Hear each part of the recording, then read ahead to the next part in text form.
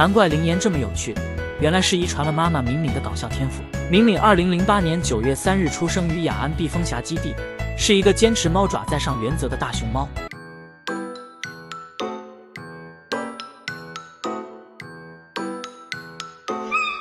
难怪大家都说，只要是猫，手掌就要在上。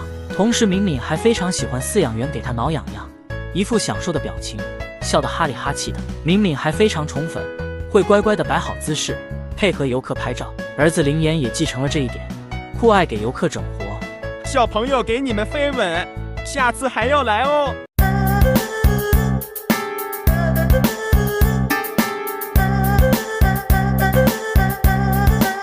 除此之外，敏敏还是金虎的亲姐姐，跟金虎一样是只话痨熊。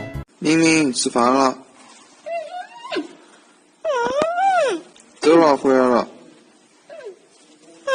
走，快点，吃饭了。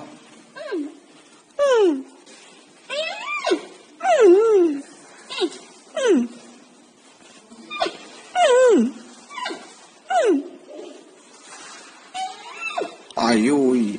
别看敏敏平时比较搞笑，却也是一个伟大的熊猫妈妈。敏敏生宝宝的时候，宝宝连续3天没有生下来，远远超过了熊猫的正常生产时间。敏敏也被折磨了3天，此时的宝宝可能都胎死腹中，而且继续下去，敏敏都会有生命危险。但敏敏不愿意放弃，翻来覆去的蹬墙壁，双手抓着杆使劲，拼尽全力想生下宝宝。终于奇迹发生了，宝宝咕咕落的。敏敏赶紧把宝宝抱在怀里，温柔地舔舐着。工作人员给宝宝体检后，敏敏因为气味不同认不出自己的宝宝，就无视了他。宝宝也因为离开了妈妈，夜晚总是睡不好。在工作人员的多次尝试下，敏敏终于在母爱的驱使下抱起了宝宝，而宝宝也在妈妈的怀里安然入睡。这一刻，母爱战胜了一切。